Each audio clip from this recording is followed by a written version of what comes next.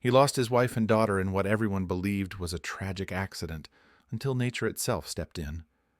A man his wife once defended had returned to haunt her, and his silent threat left no trace, except fear. But every year a bear came to Jonathan's cabin, and one day it led him to something buried deep beneath the earth, and the truth. Just wait until you hear how this haunting ritual unraveled a long hidden secret, and how justice in the end found its way home.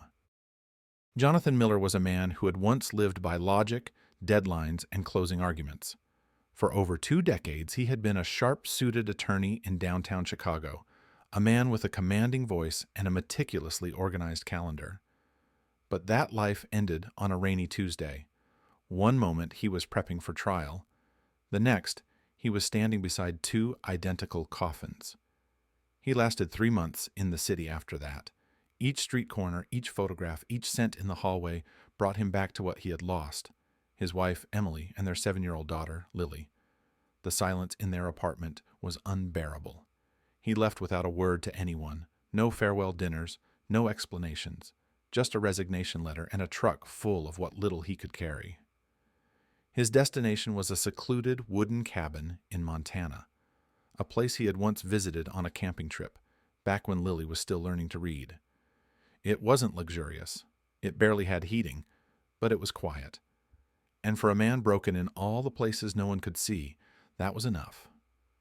3 years passed. The days were filled with routine: chopping wood, boiling coffee, sitting on the porch in silence. Nature became a clock. Seasons whispered their arrival. Snow turned to thaw, and spring returned with its damp promise of renewal. That's when he saw it for the first time.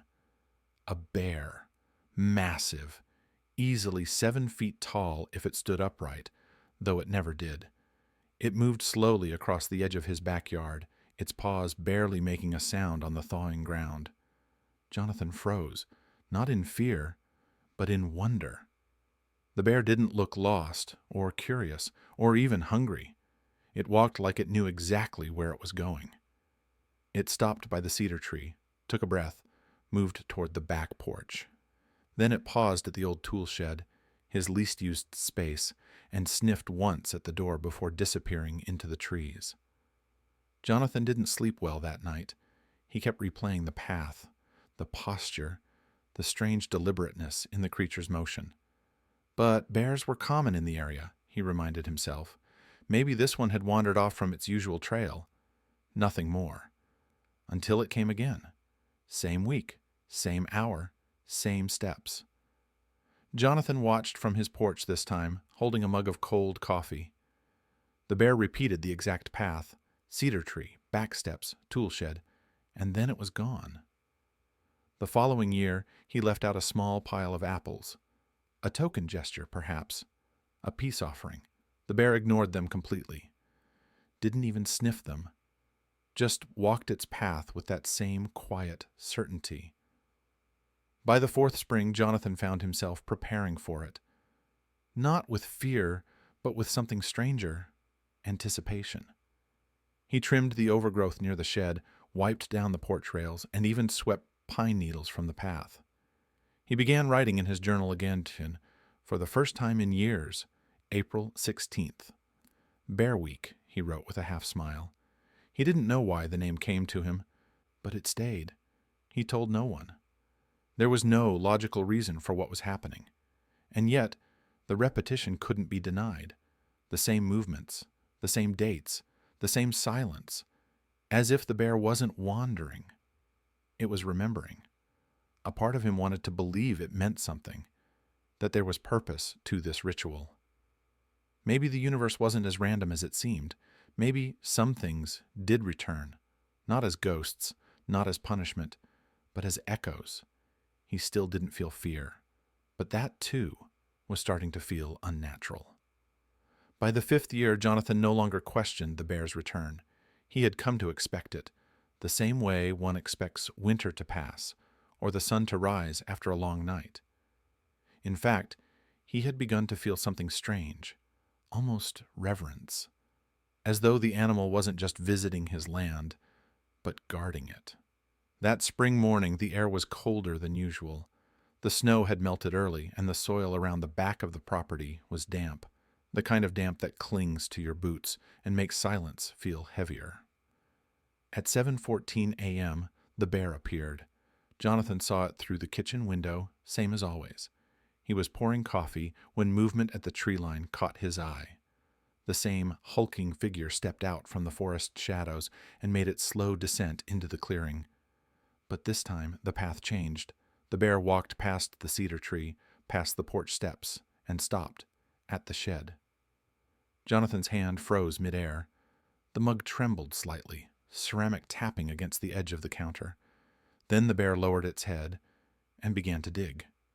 The motion wasn't frantic or aggressive. It was methodical, intentional. Its massive paws pushed into the earth, carving away layers of wet soil as though it knew exactly where to go. With each movement, the ground darkened. Jonathan couldn't breathe. That patch of dirt, he had always noticed it, slightly sunken, softer, but he had never thought to question it. Until now. He stepped outside. The cold hit his face like a warning. His boots crunched across the frost-bitten grass. The bear didn't run, didn't flinch.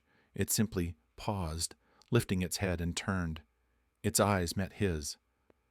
There was no threat in that gaze, no wildness, only something far more unsettling. Recognition. For one long moment, man and beast stared at each other across the years of silence. And then, without a sound, the bear turned away and slowly disappeared into the woods, leaving nothing but paw prints and disturbed soil behind. Jonathan stood there for several minutes, unsure if he was still dreaming. Then, almost involuntarily, he walked toward the shed. He didn't want to. Everything inside him resisted. There was a reason that soil felt loose, a reason that corner of the yard had always been colder, even in summer. But the silence had lasted too long, and now it was breaking. He grabbed a shovel. The digging was slow. His hands trembled. He kept expecting to stop, kept telling himself it was nothing. Just a box, maybe old tools, maybe a buried time capsule from the cabin's previous owner. But then the metal rang out, a dull, hollow sound. Jonathan dropped to his knees and scraped away the remaining dirt with his hands until the object came loose. A tin box, rusted at the edges and covered in damp moss. He forced it open. Inside, a child's shoe, pink, small, once precious, now warped by time. Next to it, a locket, the same locket he had given Lily on her last birthday. Inside was a photograph of her smiling face, still untouched by the world's shadows. And beneath it all, a note, folded neatly, still dry. The handwriting on the envelope made his breath catch. Emily, his wife's handwriting, familiar, unmistakable. 1,000 memories rushed in, love letters, grocery lists, birthday cards. He hadn't seen her writing in over 5 years. His hands shook as he opened it. "Forgive me, I couldn't let you know the truth." That was all, one line. And yet it hit harder than any courtroom verdict, any cold hospital word, any nightmare. Jonathan didn't cry. He just sat there, the box on his lap, the wind rising in the trees behind him. For the first time in years, he felt something larger than grief, something rising, something he could no longer ignore. The letter was short, but it rewrote everything. Emily hadn't just been scared. She had been hunted. A man she once defended, someone dangerous, had started watching her, calling, following, and though she never had proof, she knew it wasn't a coincidence. When their daughter mentioned a strange man near her school, Emily panicked. She didn't tell Jonathan. He was buried in work, and she didn't want to add fear to a home already fraying under pressure. So she buried the box behind the shed, a desperate act in case the worst ever happened. And it did. The brakes weren't faulty. They had been tampered with. The crash wasn't random. It was the end of a threat she never had time to explain. Jonathan sat for hours with the letter in his hands, the forest quiet around him. What stunned him most wasn't the truth. It was the bear, How had it known? Why there? Why him? He would never find out. That year's was the last. The bear didn't return, as if it had completed what it came to do. But Jonathan was different now. The grief didn't leave him, but it changed, became something softer. He rebuilt the garden, repaired the fence. He even opened the windows more often. And every spring, on the same day, he walked to the shed, placed an apple on the ground, and whispered, "Thank you," because some truths are buried deep, and sometimes it takes something wild to bring them into the light.